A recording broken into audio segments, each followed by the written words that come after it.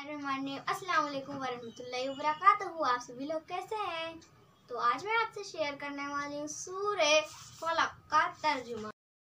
बिस्मिल्लाहिर्रहमानिर्रहीम। कुल आऊज़ु बिरब्बिल फलक मिन शर्रि मा खलक व मिन शर्रि गासिकिन इज़ा वक़ब व मिन शर्रि नफ़्फ़ासाति फ़िल उक़द व मिन शर्रि हासिदिन इज़ा हसद।